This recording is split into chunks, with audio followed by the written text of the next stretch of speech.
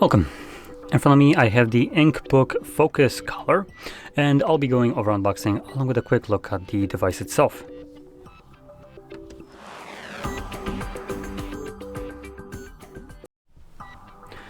So let's just get straight into this. So I do want to point out there are two versions of this. There is the color that I have right here, and then there is just the black and white version of it. For most likely the best bet.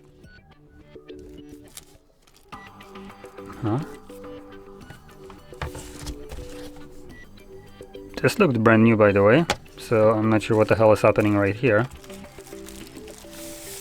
Oh, also low battery. That's great, fantastic beginning. Okay. So I'm gonna grab a cable while I'm talking. Give me a sec. And plug it in so we can actually see the color. Okay. Now inside here we get the obviously the device, a Type-C to Type-A charging cable, and looks to be just a manual in here. And that's about it. Now, like I was mentioning, there are two versions of this. There is the color and the non-color, and for the best battery life, you will probably be interested in the black and white version. As color displays will consume more battery. So they're basically, like, if I understand this correctly, and I might not, but from what I was looking into this, it seems like the color displays are separate display from the black and white, so it's like double layered. So because of that, it will consume, at least the screen, like double the energy, presumably. So that's something to keep in mind. If you just want a ebook reader that will last you the longest amount of time, look at the black and white. If you want color, obviously, then you have the option right here. Now let's see if 1% is enough to turn it on. The power button is at the back. Come on. It's actually charging pretty quickly. So we already got 2%. That is not bad, honestly. Now, in terms of the screen and specs right here, we are looking at a 7.8-inch e-ink display, 7th generation, with 4096 colors. It also boasts a resolution of 1872 by 1404 pixels with a 300 pixels per inch and 150 pixels per inch with the color. So yeah, these are two separate displays basically, and one is half the pixel density of the other one. So the color one is lower resolution, presumably half the resolution actually. Let's see, can we set this up without actually doing any kind of logging in and all that crap?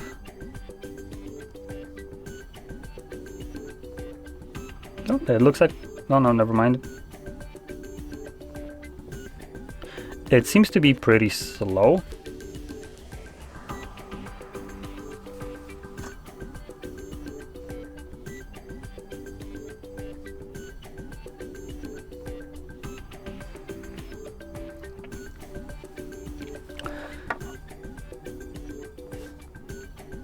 Actually, I could have just skipped this, but I guess it's too late now.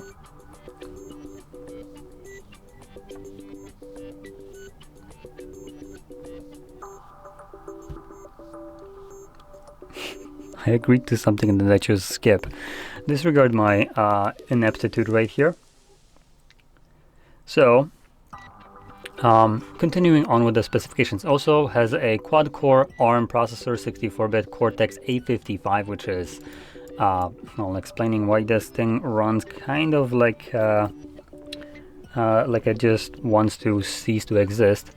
So yeah, that is not a very powerful processor for something that is running a full operating system with all kinds of gimmicks. Okay, I'm not sure if this is running Android or not. There was something I think about Google there, so this could actually be running some kind of Android, but I could be completely wrong. So you know, we're gonna see once it's finished setting up.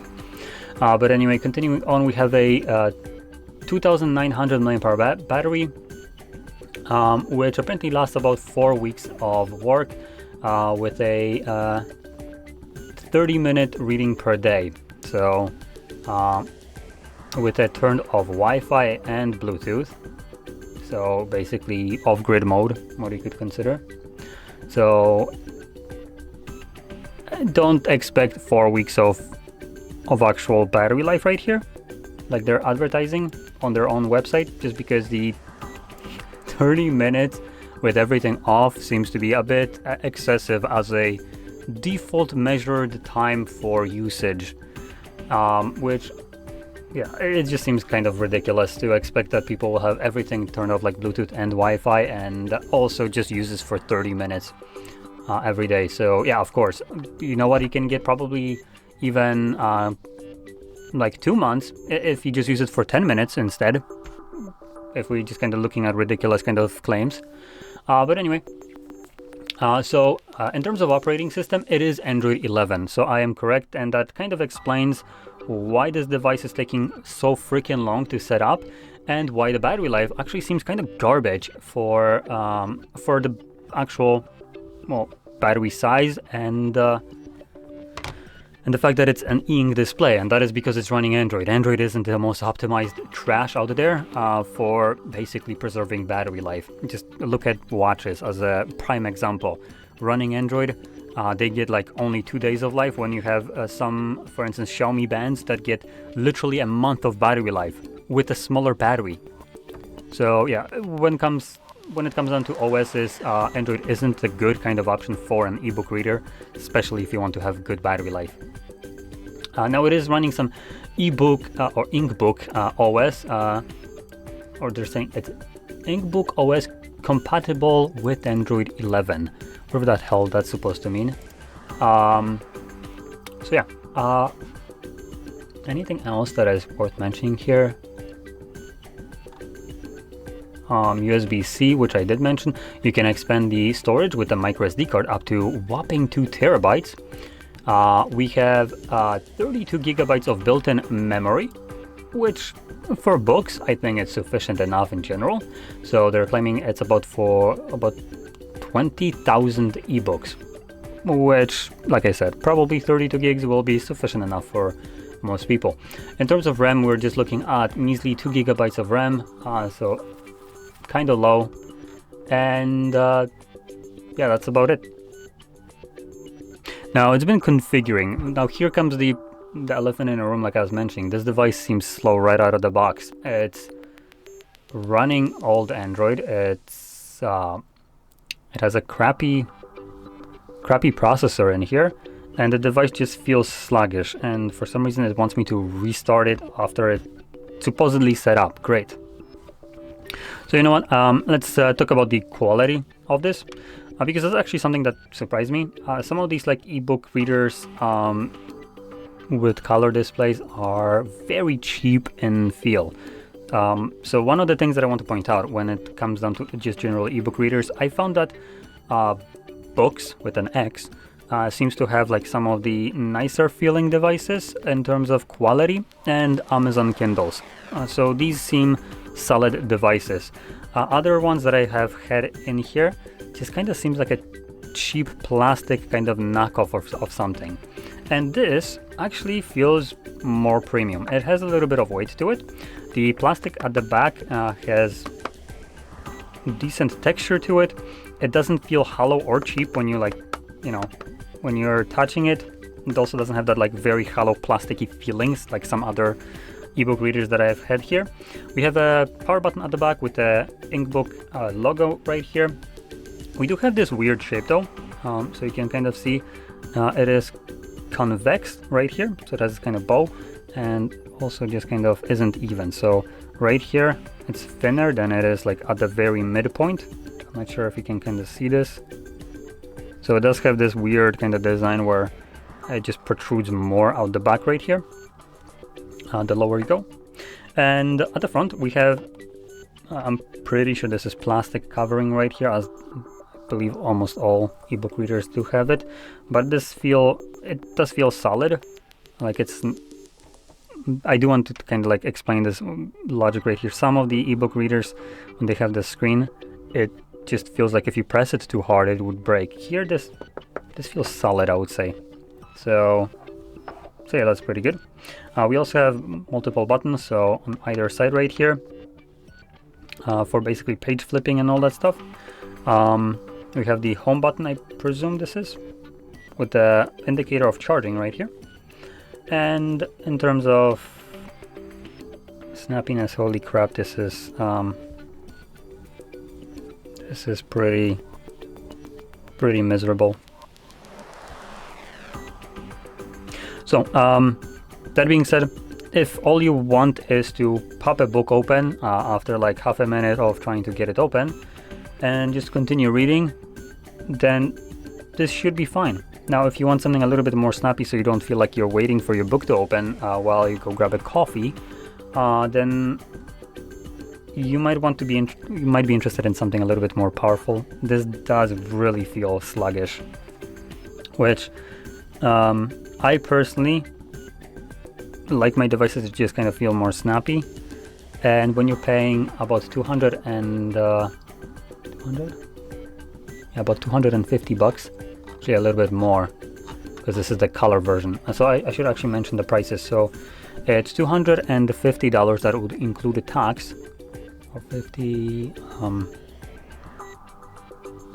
like 200 and actually 70 closer.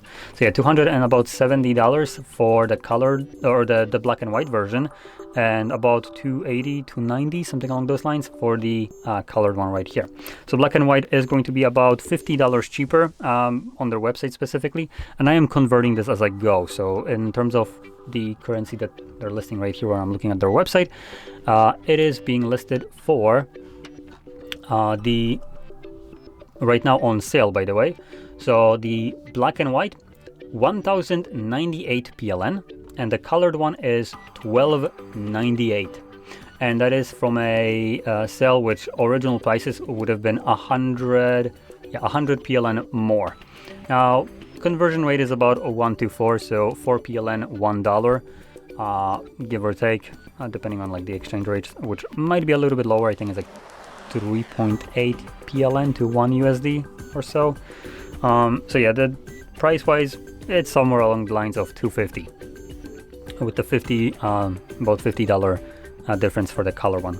And honestly, for that price, you might as well go for something that is a little bit faster, I would say, rather than getting this one, because this just, like I said, feels very, very sluggish. And that being said, inkBOOK, for instance, is about the same price, also is colored, and I know for a fact that that one feels a bit better in terms of performance rather than compared to this one. And it also has the kind of shape of Kindle, I think it's Oasis, where it has this like bezel on the side that you can kind of grab with 2 buttons on there only. So yeah, and it also supports a pen. Comes with about the same size 7-inch display, 64 gigs of built-in storage, Wi-Fi, Bluetooth, and all that crap. And in terms of the resolution, it looks like it's a little bit lower, but this could be listing the actual color display instead of the black and white, which in this case it would be about the same. So yeah, anyway, highly recommend looking at also some other options which would be about the same kind of price for possibly better performance. As you know, if you get to just wait for your device to do things this long and just feel sluggish whatever you do, where it's like several seconds of delay, it just doesn't feel good and responsive and fun to use. And I think that really what, at least to me personally, matters. I don't want to wait for my device after I spend like $250 on it. That is already a significant price, to the point that this device should be running pretty smoothly in my opinion, even considering it has the e-ink display, which is generally just slow. But usually devices do have kind of options to make it feel faster. But anyway, that about sums it up. So if you found this very helpful, don't forget to hit like, subscribe, and thanks for watching.